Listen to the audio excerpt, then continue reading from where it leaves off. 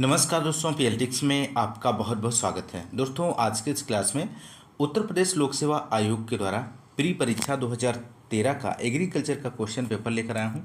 और इस question paper के अंतर्गत हम लोग 51 के आगे के क्वेश्चंस को सॉल्व करेंगे। और इसके पहले फर्स्ट पार्ट कंप्लीट करा दिया गया, जिसके अंतर्गत 50 क्वेश्चंस को सॉल्व करा दिया गया है। यदि आपने अभी तक नहीं देखा है तो इसी वीडियो के डिस्क्रिप्शन में आपको प्लेलिस्ट मिल जाएगी, वहाँ पर जाके आप लोग देख सकते हैं। दोस्तों, यदि आप हमारे चैनल पर नए हैं तो चैनल को सब्सक्राइब कीजिए, लाइक कीजिए, शेयर कीजिए। आइए शुरू करते हैं दोस्तों। क्वेश्चन नंबर 51 है, गन्ना में राइटून स्टंटिंग का कारण है, इनमें से आपको बताना है। ऑप्शन ए है विषाणु, ऑप्शन बी है फफूंद, ऑप्शन सी है जीवाणु, इनमें से कोई नहीं। तो आप लोग आंसर दीजिए, इसका राइट आंसर क्या बनेगा। तो यहाँ पे राइट आंसर हो जाएगा ऑप्शन ए विषाणु। गन्ना में राइटून स्टंटिंग बीमारी गन्ने की पेड़ी फसल में देखने को मिलती है, जो वायरस द्वारा होता है। ऑप्शन ए यहाँ पर राइट जवाब हो जाएगा। क्वेश्चन नंबर नेक्स्ट है, जैविक खेती के घटक इनमें से कौन से हैं। कार्बनिक खाद्य, जैविक उर्वरक, जैव कीटनाशी, उपयुक्त सभी। तो आप लोग आंसर दीजिए। तो इस क्वेश्चन का राइट आंसर की बात करें तो ऑप्शन डी हो जाएगा, उपयुक्त सभी। कार्बनिक खाद्य, जैव उर्वरक और जैव कीटनाशी, ये सभी जैविक खेती के घटक हैं। क्वेश्चन नंबर नेक्स्ट है, जैविक खेती के घटक इनमें से आपको बताना है। ऑप्शन ए दिया गया है कार्बनिक खाद्य हैं, ऑप्शन बी है जैव उर्वरक, ऑप्शन सी है जैव कीटनाशी, ऑप्शन डी है उपयुक्त सभी। तो आप लोग आंसर दीजिए, इनमें से जैविक खेती के घटक इनमें से कौन सा है। तो राइट आंसर हो जाएगा ऑप्शन डी, उपयुक्त सभी जैविक खेती के घटक हैं कार्बनिक खाद्य, जैव उर्वरक और जैव कीटनाशी। जैविक खेती में किसी भी प्रकार का रसायन प्रयोग नहीं किया जाता है, तो ऑप्शन डी जो है यहाँ पर राइट आंसर हो जाएगा। क्वेश्चन नंबर नेक्स्ट है,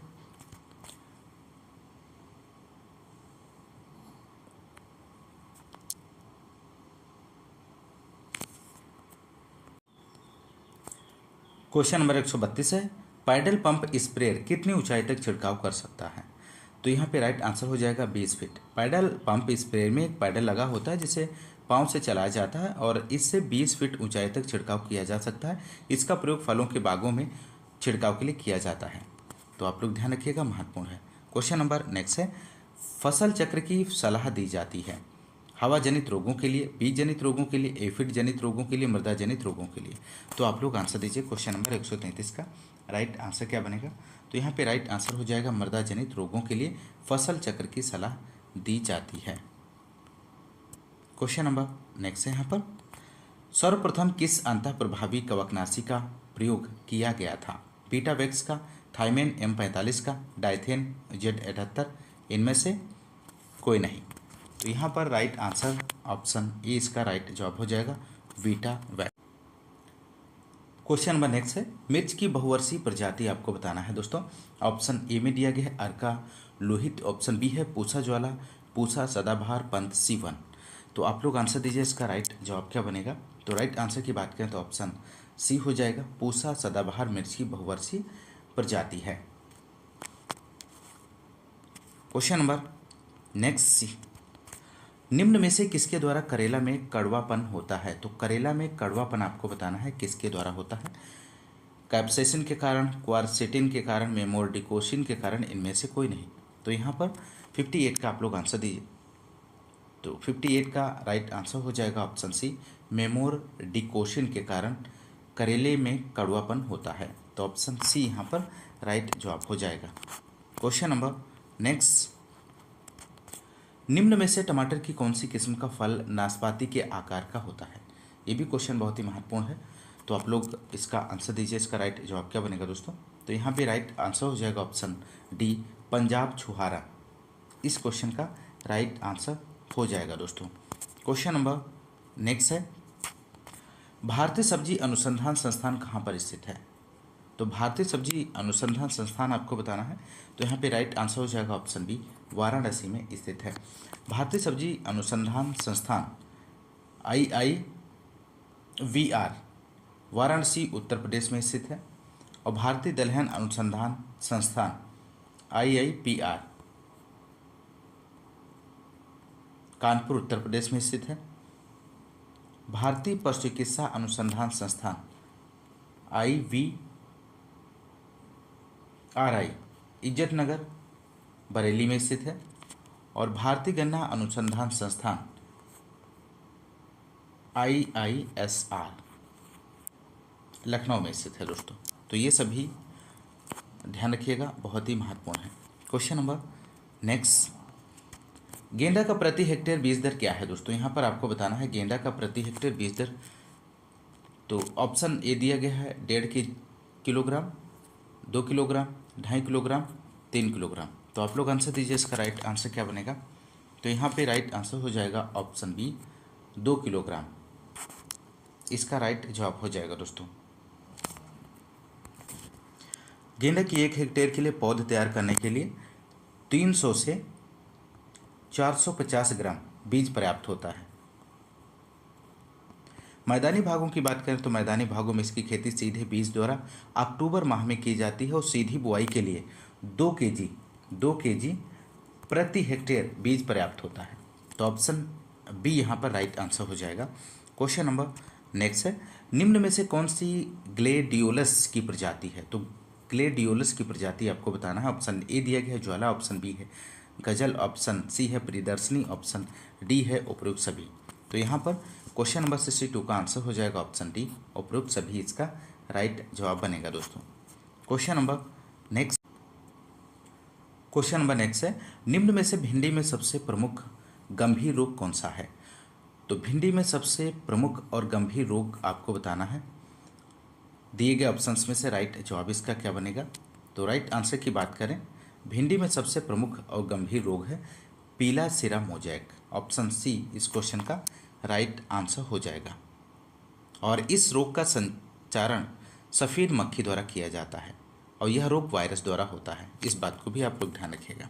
क्वेश्चन नंबर नेक्स्ट है, केंद्रीय उपोषण बागवानी संस्थान स्थित है? श्रीनगर में स्थित है, लखनऊ में स्थित है, बंगलोर में स्थित है, बीकानेर में? आप लोग आंसर दीजिए दोस्तों, इसका राइट जवाब क्या बनेगा? तो यहाँ पर राइट आंसर की बात करें तो ऑप्शन बी हो जाएगा, केंद्रीय उपोषण बागवानी संस्थान लखनऊ में स्थित है दोस्तों। क्वेश्चन नंबर नेक्स्ट, गुणसूत्र में कुल प्रोटीन का हिस्टोन प्रतिशत लगभग कितना परसेंट होता है? तो राइट आंसर आप लोग दीजिए। तो इस क्वेश्चन के राइट आंसर की बात करें तो ऑप्शन डी इस क्वेश्चन का राइट आंसर होगा 95%। क्वेश्चन नंबर नेक्स्ट, मेंडल ने मटर में कुल कितने लक्षणों का वंशगत अध्ययन किया? तो मेंडल ने मटर में कुल कितने लक्षणों का वंशगत अध्ययन किया था? तो यहाँ पर राइट आंसर की बात करें तो ऑप्शन बी हो जाएगा 7, इस क्वेश्चन का सही आंसर बनेगा दोस्तों। क्वेश्चन नंबर नेक्स्ट, भारत में किस दलहनी फसल में पहली संकर प्रजाति विकसित की गई? महत्वपूर्ण प्रश्न है, तो यहाँ पर आप लोग इसका आंसर दीजिए। भारत में दलहनी फसल में पहली संकर प्रजाति विकसित की गई किस फसल में? मटर में, चना में, अरहर में, मूंग में? तो यहाँ पर राइट आंसर बनेगा ऑप्शन सी अरहर फसल में, इसका राइट आंसर हो जाएगा। भारत में दलहनी फसलों में अरहर की पहली संकर जाति की बात करें तो ICPH 8 इक्रीसेट आंध्र प्रदेश द्वारा विकसित की गई और इसकी परिपक्वता की बात करें तो 115 से 170 दिन में हो जाती है और इसकी उपज 14 से 28 कुंटल प्रति हेक्टेयर तक प्राप्त हो जाती है। तो इस बात को भी आप लोग ध्यान रखिएगा, ऑप्शन सी यहाँ पर राइट आंसर हो जाएगा। क्वेश्चन नंबर नेक्स्ट है, इक्रीसेट किस देश में स्थित है? आपको बताना है। पहला ऑप्शन है भारत में, ऑप्शन बी है ऑस्ट्रेलिया, ऑप्शन सी है फिलीपींस, ऑप्शन डी है मैक्सिको। तो इक्रीसेट भारत में स्थित है दोस्तों। और इक्रीसेट की बात करें तो international crop research institute for the semi arid tropics Patancheru Hyderabad India में स्थित है। तो ऑप्शन ए यहाँ पर राइट आंसर हो जाएगा।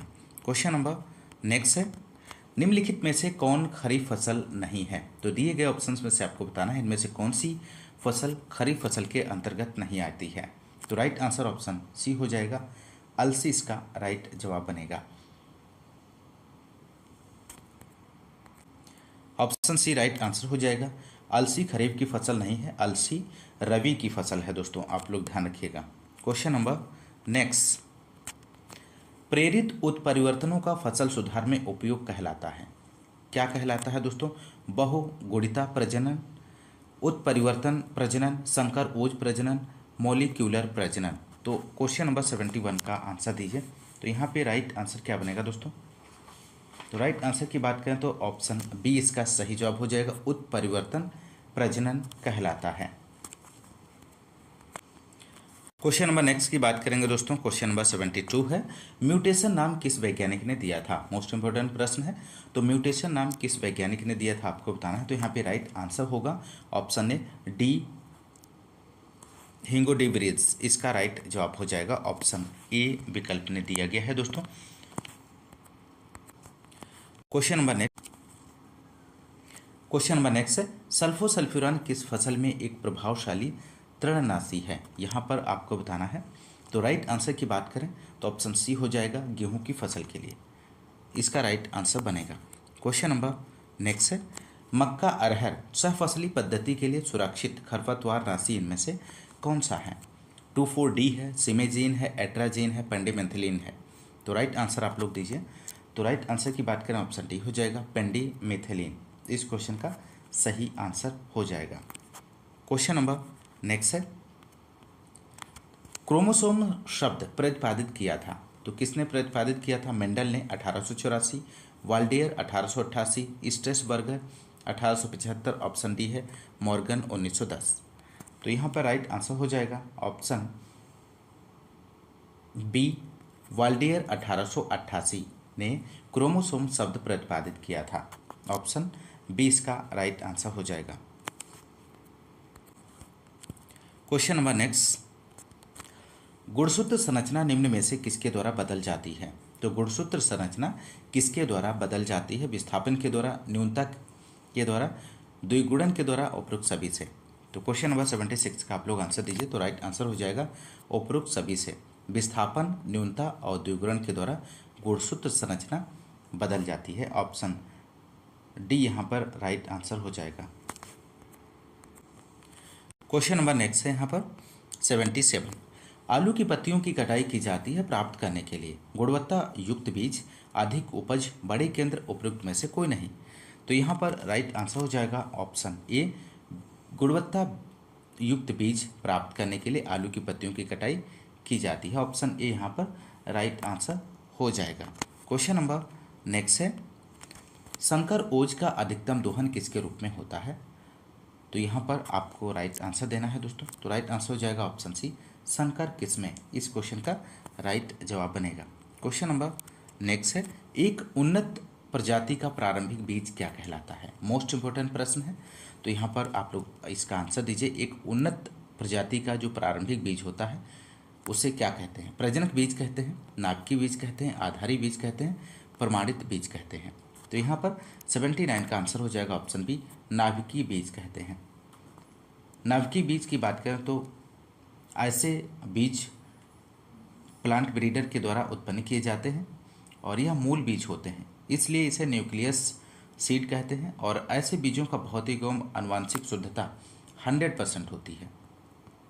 नाभिकीय बीज से प्रजनक बीज और प्रजनक बीज से आधारी बीज तैयार की जाती है। तो ऑप्शन बी यहाँ पर राइट आंसर हो जाएगा। क्वेश्चन नंबर नेक्स्ट है, बीज जीविता परीक्षण किया जाता है किसके द्वारा? टेट्राजोलियम परीक्षण के द्वारा, प्रथम काउंट परीक्षण, ग्रो आउट परीक्षण, उपयुक्त में से कोई नहीं। तो क्वेश्चन नंबर 80 का आप लोग आंसर दीजिए। तो राइट आंसर हो जाएगा ऑप्शन ए, टेट्राजोलियम परीक्षण। क्वेश्चन नंबर नेक्स्ट, संकर धान में नर वंध लाइन की शुद्धता को बनाए रखने हेतु उचित अलगाव दूरी अपनाई जाती है। तो यहाँ पर कितनी उचित अलगाव दूरी अपनाई जाती है? तो राइट आंसर ऑप्शन डी हो जाएगा, 500 मीटर, इस क्वेश्चन का सही आंसर बनेगा दोस्तों। तो यहाँ पर एक तरफ फसल दी गई है, दूसरी तरफ पृथक्करण की दूरी मीटर में है, आधारी बीज और प्रमाणित बीज।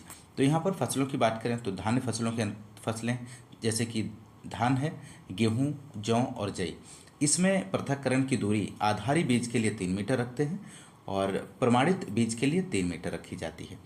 संकर धान में आधारी बीज के लिए 200 मीटर और प्रमाणित के लिए 100 मीटर रखी जाती है।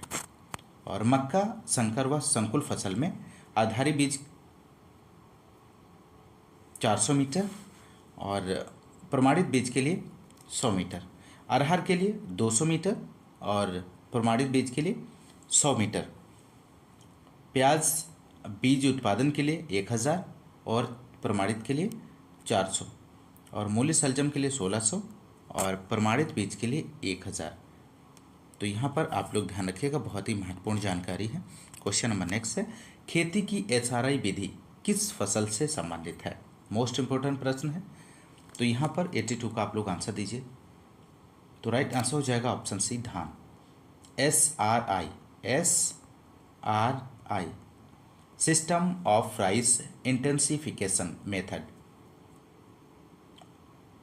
और यह विधि धान की रोपाई की नई विधि है और इसके आविष्कार की बात करें तो मेडागास्कर में सन 1983 में फादर हेनरी डी लॉलिने ने किया था। और इसी विधि में 5 केजी बीज 5 केजी बीज प्रति हेक्टेयर की आवश्यकता होती है और पौधे 9 से 12 दिन में रोपाई के लिए तैयार हो जाते हैं और इसकी रोपाई 25 सेमी इंटू 25 सेमी पर की जाती है और पौधों की 2 सेमी गहराई पर रोपाई की जाती है। तो ऑप्शन सी इस क्वेश्चन का राइट जवाब हो जाएगा, धान। क्वेश्चन नंबर नेक्स्ट है। क्वेश्चन नंबर नेक्स्ट, प्रजनक बीज के लिए किस रंग का लेबल प्रयोग किया जाता है? यहाँ पर आपको आंसर देना है, इसका राइट जवाब क्या हो जाएगा? तो राइट आंसर की बात करें तो ऑप्शन डी हो जाएगा, पीला सुनहरा इस क्वेश्चन का राइट जवाब बनेगा दोस्तों। तो यहाँ पर प्रजनक बीज की बात करें ब्रीडर सीड के लिए तो किस का टैग लगाया जाता है? तो सुनहरा और पीला टैग इसमें प्रयोग किया जाता है। फाउंडेशन सीड के लिए सफ़ेद रंग का टैग प्रयोग किया जाता है। सर्टिफाइड के लिए नीला रंग का टैग प्रयोग किया जाता है। बहुत ही महत्वपूर्ण है, आप लोग ध्यान रखिएगा। बढ़ते हैं अगले क्वेश्चन की ओर। क्वेश्चन नंबर यहाँ पर नेक्स्ट है, व्यावसायिक खेती के लिए किसानों को वितरित किया जाने वाला उन्नत बीज इनमें से आपको बताना है। तो राइट आंसर की यदि हम बात करें यहाँ पर ऑप्शन ए हो जाएगा, प्रमाणित बीज। प्रमाणित बीज यह पंजीकृत बीज, आधार बीज या स्वयं प्रमाणित बीज में तैयार किया जाता है और इस बीज में आनुवांशिक गुण एवं शुद्धता संतोषजनक होता है और इस बीज का उत्पादन सामान्यतः राज्य बीज प्रमाणीकृत संस्था के द्वारा देखरेख में किया जाता है और इसी बीज का उपयोग किसानों द्वारा खेत में फसल के व्यापारिक उत्पादन के लिए किया जाता है। तो ऑप्शन ए यहाँ पर राइट जवाब हो जाएगा। क्वेश्चन नंबर नेक्स्ट है, यहाँ पर मृदा जल को धारण करने वाला बल इनमें से कौन सा है? सत्संजन बल है, असंजन है, सत्संजन और असंजन दोनों है, इनमें से कोई नहीं। तो यहाँ पर राइट आंसर ऑप्शन सी हो जाएगा, संसंजन और असंजन दोनों है। तो राइट आंसर ऑप्शन सी यहाँ पर हो जाएगा दोस्तों। मृदा जल को धारण करने वाले संसंजन और असंजन बल कार्य करते हैं दोस्तों।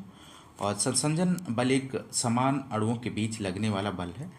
जैसे पानी के अणु पानी से संसंजन बल के कारण जुड़े होते हैं और जब दो असमान अणुओं के बीच लगने वाले बल आसंजन बल होते हैं कहलाते हैं। पानी और मृदा के बीच लगने वाले बल आसंजन होते हैं। तो ऑप्शन सी यहाँ पर इस क्वेश्चन का राइट आंसर हो जाएगा, संसंजन और असंजन दोनों। क्वेश्चन नंबर नेक्स्ट है, लवणों से प्रभावित मृदा जिसमें सोडियम विनिमय प्रतिशत 15 से कम हो वह होगी। क्षारीय मृदा होगी, लवणी मृदा होगी, लवणी क्षारीय मृदा होगी, इनमें से कोई नहीं। तो क्वेश्चन नंबर 86 का आप लोग आंसर दीजिए। तो राइट आंसर हो जाएगा लवणी मृदा होगी। क्वेश्चन नंबर नेक्स्ट है, यहाँ पर जिप्सम का रासायनिक सूत्र है, इनमें से आपको बताना है जिप्सम का रासायनिक सूत्र इनमें से कौन सा है। तो महत्वपूर्ण प्रश्न है। तो यहाँ पर राइट आंसर हो जाएगा option D, CaSO4 2H2O। Question number next, मार मिट्टियाँ किस क्षेत्र में पाई जाती हैं? तो मार मिट्टियाँ आपको बताना है किस क्षेत्र में पाई जाती हैं। तो यहाँ पे राइट आंसर हो जाएगा बुंदेलखंड क्षेत्र में मार मिट्टियाँ पाई जाती हैं। क्वेश्चन नंबर नेक्स्ट है, सामान्य मृदा का CN अनुपात आपको बताना है कितना होता है। तो क्वेश्चन नंबर 89 का जो आंसर हो जाएगा ऑप्शन है 10:1 होता है। यहाँ पर यदि हम बात करें सामान्य मृदा का CN अनुपात कितना होता है 10:12:1 और ह्यूमस का CN रेशियो कितना होता है 10:1 होता है। और CN रेशियो ऑफ लेग्यूम्स 20:1 से 30:1 होता है। CN रेशियो ऑफ F5M में 20 से 30:1 होता है। CN ratio of micro organism में 4:1 से 9:1 होता है। तो महत्वपूर्ण जानकारी है, आप लोग इसे ध्यान रखिएगा। क्वेश्चन नंबर नेक्स्ट की बात करेंगे। क्षारभूमि में पीएच मान होता है, तो क्षारभूमि का पीएच मान कितना होता है? तो यहाँ पर राइट आंसर ऑप्शन डी हो जाएगा 9, इसका राइट जवाब बनेगा। और यहाँ पर अम्लीय मृदा के पीएच की बात करें तो 7 से कम इसका पीएच मान होता है। क्षारीय मृदा का पीएच मान 8.5 से अधिक होता है और लवणीय मृदा का पीएच 8.5 से कम होता है। क्वेश्चन नंबर नेक्स्ट है यहाँ पर, निम्नांकित में से किस हरी खाद को क्षारीय भूमि में फसल उगाने हेतु वरीयता दी जाती है? तो आप लोग इसका राइट आंसर दीजिए। इसका राइट जवाब क्या बनेगा दोस्तों? तो यहाँ पे राइट आंसर की बात करें तो ऑप्शन बी हो जाएगा, ढैंचा इसका सही आंसर हो जाएगा। क्षारीय मृदाओं के सुधार के लिए जैव तकनीकी द्वारा सीरा अथवा फ्रेश मड का प्रयोग, शैवाल का प्रयोग, हरी खाद का प्रयोग, ढैंचा फसल अवशेषों का प्रयोग। तो ढैंचा उच्च लवण सहिष्णु फसल है, तो ऑप्शन यहाँ पर बी जो है इसका राइट जवाब बनेगा। क्वेश्चन नंबर नेक्स्ट है यहाँ पर, निम्नांकित में से कौन सी फसल जस्टे के प्रयोग से ज़्यादा प्रभावित होती है? तो ऑप्शन यहाँ पर दिए गए हैं, आप राइट आंसर दीजिए। तो राइट आंसर ऑप्शन सी हो जाएगा, धान की फसल में इसका राइट जवाब बनेगा। धान जस्ते के प्रयोग से ज़्यादा प्रभावित होती है क्योंकि धान में जिंक की कमी से खैरा रोग हो जाता है और इस रोग की खोज सर्वप्रथम पंतनगर विश्वविद्यालय में YL नेने ने 1966 में किया था। इस पॉइंट को आप लोग ध्यान रखिएगा। और इसकी रोकथाम के लिए 5 kilogram zinc sulphate plus 2.5 kilogram चूना को 1000 लीटर पानी में घोल बनाकर प्रति हेक्टेयर की दर से छिड़काव करना चाहिए। क्वेश्चन नंबर नेक्स्ट है यहाँ पर, मृदा परीक्षण के आधार पर मिट्टी में सल्फर का क्रांतिक स्तर क्या है? तो राइट आंसर इसका आप लोग दीजिए, सही आंसर क्या बनेगा? तो यहाँ पे राइट आंसर की बात करें तो ऑप्शन बी यहाँ पे राइट आंसर हो जाएगा 10 ppm। क्वेश्चन नंबर नेक्स्ट है यहाँ पर, एमाइड नाइट्रोजन रूप किस उर्वरक में पाया जाता है? तो यहाँ पर आप लोग आंसर दीजिए, 94 का आंसर क्या बनेगा? तो राइट आंसर हो जाएगा ऑप्शन सी, यूरिया इसका राइट जवाब हो जाएगा। नाइट्रोजनी उर्वरक का वर्गीकरण की बात करें तो नाइट्रेट उर्वरक नाइट्रोजन नाइट्रेट के रूप में होती है और सोडियम नाइट्रेट 16% नाइट्रोजन इसमें पाया जाता है और कैल्शियम नाइट्रेट में 15% नाइट्रोजन, पोटेशियम नाइट्रेट में 13% नाइट्रोजन और एमाइड उर्वरक में यूरिया में 40% नाइट्रोजन होता है और कैल्शियम साइनामाइड में 21। क्वेश्चन नंबर नेक्स्ट है, निम्न में कौन वृद्धि प्रवर्तक है? तो वृद्धि प्रवर्तक आपको बताना है इनमें से, इसका राइट आंसर क्या हो जाएगा? तो राइट आंसर की बात करें तो ऑप्शन ए ऑक्जिन इसका सही आंसर हो जाएगा।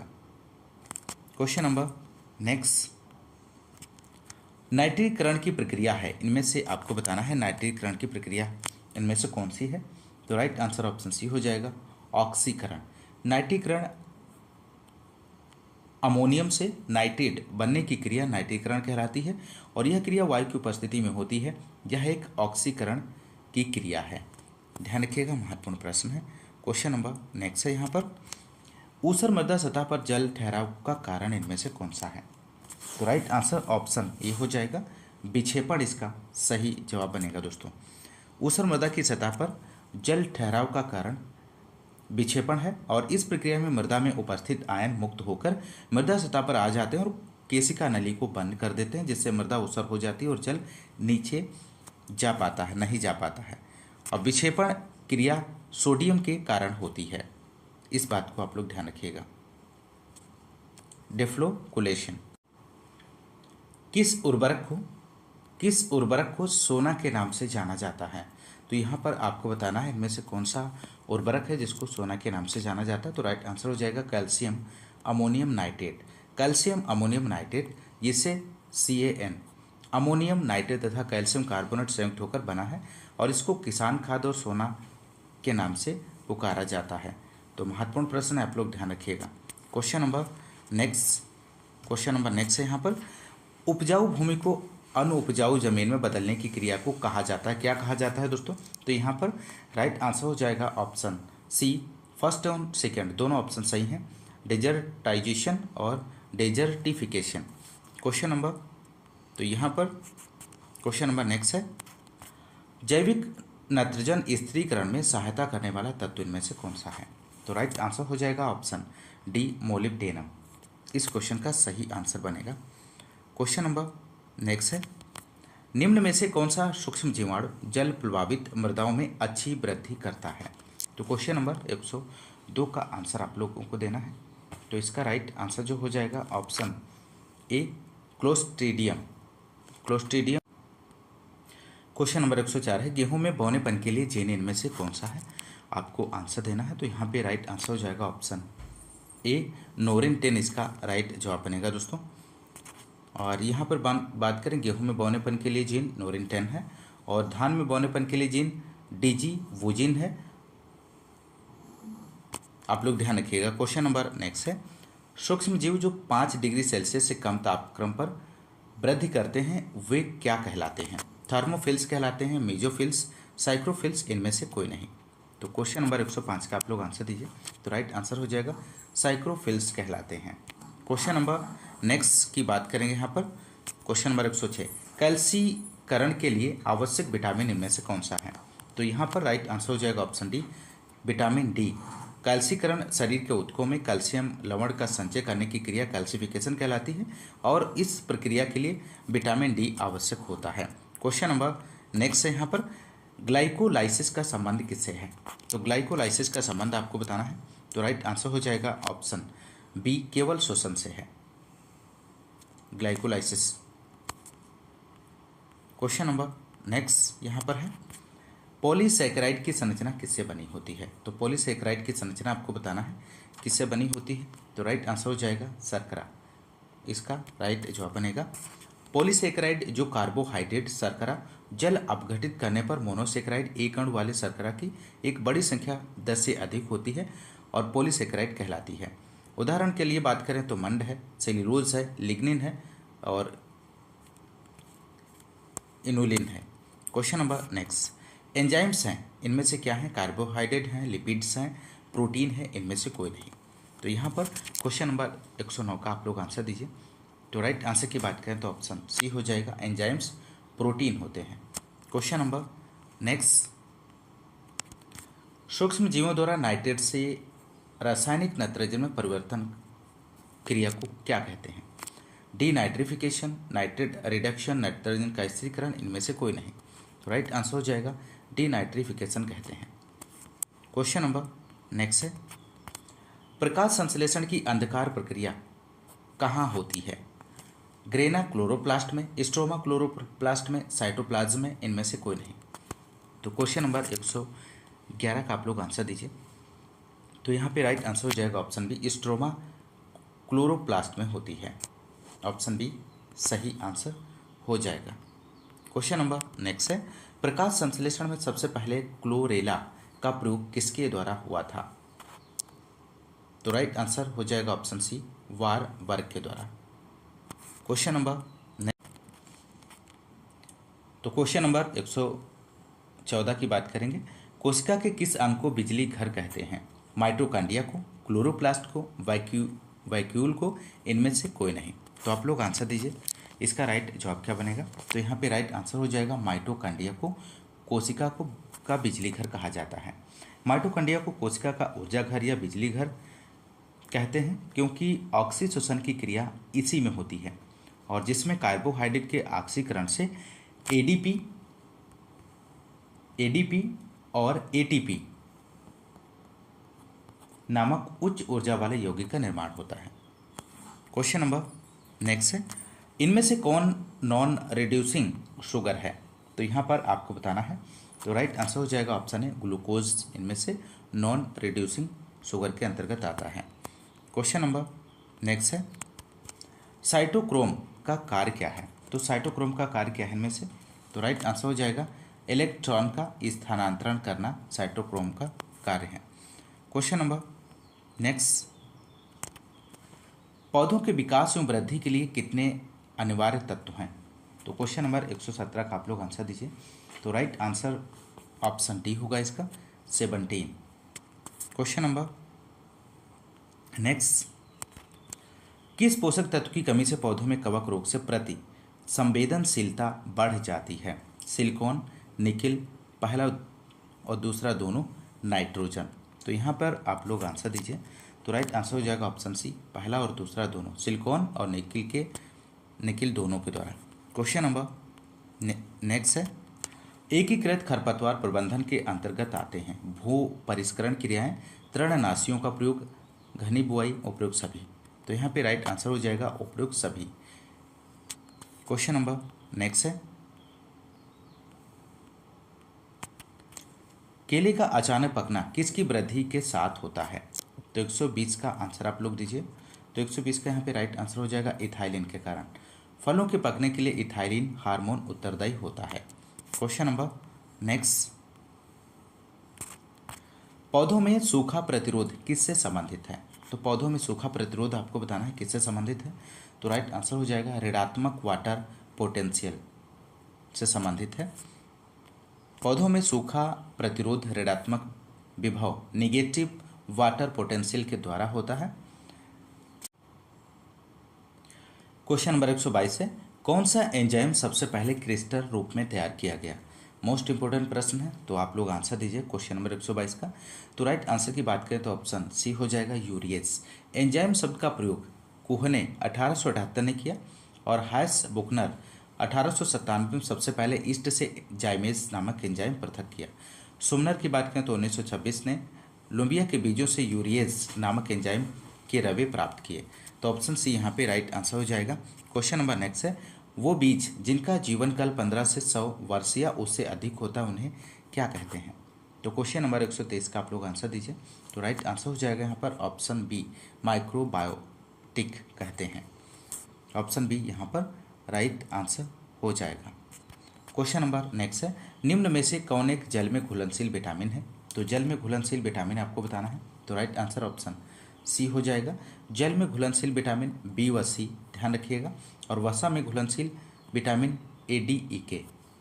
क्वेश्चन नंबर नेक्स्ट, पौधा किसकी अधिकता से मुरझा जाता है? अवशोषण की वजह से, श्वसन, वाष्पीकरण, वाष्पोत्सर्जन। तो यहाँ पे राइट आंसर ऑप्शन डी हो जाएगा, वाष्पोत्सर्जन। वाष्पीकरण जीवित पौधों के वायवीय भागों से जल के वाष्प के रूप में उड़ने को वाष्पोत्सर्जन कहते हैं, और वाष्पोत्सर्जन की क्रिया अधिकता से पौधे। क्वेश्चन नंबर नेक्स्ट है, आरा मक्खी किस फल का प्रमुख कीट है? सरसों का है, मसूर का है, कपास का है, धान का है। तो यहाँ पे राइट आंसर होगा ऑप्शन ए, सरसों का है। सरसों के प्रमुख कीट की बात करें तो माहू है, सरसों की आरा मक्खी है, और कपास के प्रमुख कीट की बात करें तो कॉटन लीफ रोलर है, स्पोटल बॉल है वार्म, पिंक बॉल वार्म है, और रेड कॉटन बग है। तो क्वेश्चन नंबर नेक्स्ट यहाँ पर है, हेलिकोवर्पा आर्मीजेरा चना फसल की किस अवस्था को नुकसान पहुंचाता है? तो राइट आंसर ऑप्शन बी होगा, फली बनने की अवस्था को नुकसान पहुंचाता है। क्वेश्चन नंबर नेक्स्ट है, गन्ने के गुच्छानुमा शीर्ष आकार किस कीट के आक्रमण से विकसित होता है? तो आप लोग यहाँ पे आंसर दीजिए। गन्ने के तना बेधक, गन्ने का मूल, गन्ने का शीर्ष बेधक, वूली एफिड। तो यहाँ पर आप लोग आंसर दीजिए। तो राइट आंसर हो जाएगा ऑप्शन सी, गन्ने का शीर्ष बेधक। इस क्वेश्चन का राइट जवाब बनेगा। क्वेश्चन नंबर नेक्स्ट है, आम का कौन सा कीट संगरोधक क्वारंटाइन महत्व का है? तो राइट आंसर ऑप्शन डी हो जाएगा, आम की फल मक्खी। क्वेश्चन नंबर नेक्स्ट है, नोजल एक हिस्सा है, किसका हिस्सा है दोस्तों? तो यहाँ पे राइट आंसर ऑप्शन ए हो जाएगा, हैंड कंप्रेशन स्प्रेयर का हिस्सा है। क्वेश्चन नंबर नेक्स्ट की यहाँ पर हम बात करेंगे, कीट नियंत्रण के आधुनिक प्रयास इनमें से आपको बताना है। जैविक नियंत्रण है, रासायनिक नियंत्रण है, एकीकृत पीड़क प्रबंधक है, या क्वेश्चन नंबर 132 है, पैडल पंप स्प्रेयर कितनी ऊंचाई तक छिड़काव कर सकता है? तो यहाँ पे राइट आंसर हो जाएगा 20 फीट। पैडल पंप स्प्रेयर में एक पैडल लगा होता है जिसे पाँव से चलाया जाता है और इससे 20 फीट ऊंचाई तक छिड़काव किया जा सकता है। इसका प्रयोग फलों के बागों में छिड़काव के लिए किया जाता है। तो आप लोग ध्यान रखिएगा, महत्वपूर्ण है। क्वेश्चन नंबर नेक्स्ट है, फसल चक्र की सलाह दी जाती है हवा जनित रोगों के लिए, बीज जनित रोगों के लिए, एफिड जनित रोगों के लिए, मृदा जनित रोगों के लिए। तो आप लोग आंसर दीजिए। क्वेश्चन नंबर 133 का राइट आंसर क्या बनेगा?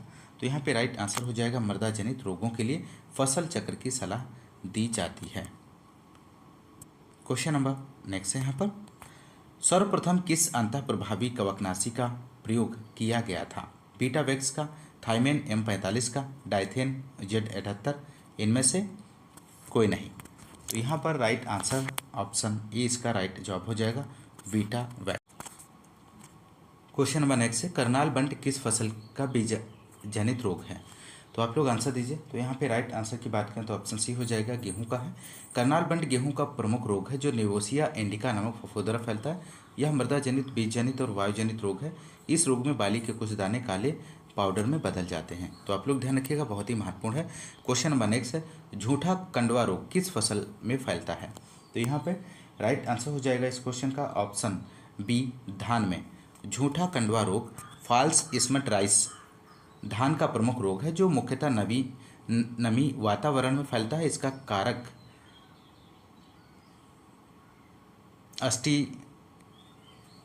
अस्टिलाजिनोइडिया वायरस है। क्वेश्चन नंबर नेक्स्ट है, निम्न में से कौन सा भिंडी के पीला सिरा रोग के संचरण में महत्वपूर्ण भूमिका निभाता है? तो राइट आंसर सफ़ेद मक्खी हो जाए। क्वेश्चन नंबर नेक्स्ट है, निम्न में से कौन सा भिंडी के पीला सिरा रोग के संचरण में महत्वपूर्ण भूमिका निभाता है? तो राइट आंसर हो जाएगा ऑप्शन ए, सफ़ेद मक्खी। भिंडी का पीत सिरा मोज़ेक रोग वायरस के द्वारा होता है। यह रोग का संचारक सफ़ेद मक्खी के कारण होता है। तो क्वेश्चन नंबर नेक्स्ट है यहाँ पर, संकर धान की 1 हेक्टेयर धान की रोपाई के लिए नर्सरी में बीज दर होगी कितनी बीज की आवश्यकता होती है? तो राइट आंसर ऑप्शन डी हो जाएगा, 18 से 20 किलोग्राम यहाँ पर सही जवाब हो जाएगा। धान की बीज दर की बात करें तो महीन चावल की किस्में 30 किलोग्राम प्रति हेक्टेयर, मध्यम दाने वाली 40 किलोग्राम प्रति हेक्टेयर, मोटे दाने वाली किस्में 50 किलोग्राम प्रति हेक्टेयर और संकर धान 18 से 20 किलोग्राम प्रति हेक्टेयर और SRI विधि में 5 किलोग्राम प्रति हेक्टेयर बीज की आवश्यकता होती है। क्वेश्चन नंबर नेक्स्ट, नींबू के खैरा रोग के लक्षण पौधे के किस भागों पर आते हैं? पत्तियों पर, फलों पर, शाखाओं पर, इनमें से सभी पर। तो क्वेश्चन नंबर 139 का आप लोग आंसर दीजिए। तो राइट आंसर हो जाएगा यहाँ पर ऑप्शन डी, इनमें से सभी पर। क्वेश्चन नंबर नेक्स्ट है, वर्ष 1943 में बंगाल दुर्भिक्षण का कारण था, इनमें से कौन सा? तो यहाँ पे राइट आंसर होगा धान का सहसा भारी रोग, ऑप्शन ए यहाँ पर राइट आंसर हो जाएगा दोस्तों। धान का भूरा धब्बा, बंगाल दुर्भिक्षण, बंगाल फैमिन 1943 बंगाल में हुआ था और इसका कारण धान का भूरा धब्बा रोग था। धान का भूरा धब्बा ब्राउन स्पॉट ऑफ राइस का कारक हेलमिंथोस्पोरियम ओराइजी था। क्वेश्चन नंबर नेक्स्ट है, इनमें से कौन सा अंतः बीजोड़ रोग है? तो अंतः बीजोड़ रोग आपको बताना है इनमें से कौन सा है। तो यहाँ पे राइट आंसर हो जाएगा ऑप्शन बी, गेहूं का अनावृत कंड रोग अंतः बीजोड़ रोग है। क्वेश्चन नंबर नेक्स्ट है, निम्न में से कौन धान के खैरा रोग के नियंत्रण की खोज के लिए जाना जाता है? मोस्ट इंपोर्टेंट प्रश्न है। तो यहाँ पर राइट आंसर की बात करें तो ऑप्शन ए हो जाएगा, डॉक्टर YL नेने। क्वेश्चन नंबर नेक्स्ट है यहाँ पर, भारतीय पशु चिकित्सा अनुसंधान संस्थान स्थित है, कहाँ पर स्थित है? तो राइट आंसर हो जाएगा ऑप्शन डी, बरेली में स्थित है दोस्तों। और यहाँ पर भारतीय पशु चिकित्सा अनुसंधान संस्थान इज्जतनगर बरेली में है। केंद्रीय पक्षी अनुसंधान इज्जतनगर बरेली में है। केंद्रीय भेड़ एवं ऊन अनुसंधान संस्थान अंबिका नगर राजस्थान में स्थित है। केंद्रीय बकरी अनुसंधान संस्थान मखदून उत्तर प्रदेश में है। केंद्रीय भैंस अनुसंधान संस्थान हिसार हरियाणा में है। तो आप लोग ये सभी ध्यान रखिएगा, बहुत ही महत्वपूर्ण है। क्वेश्चन नंबर नेक्स्ट, निम्न में से कौन भूक्षरण को प्रभावित नहीं करता है? तो इनमें से कौन सा है जो भूक्षरण को प्रभावित नहीं करता है? तो राइट आंसर हो जाएगा ऑप्शन सी, यहाँ पर सौर इसका राइट जवाब बनेगा दोस्तों।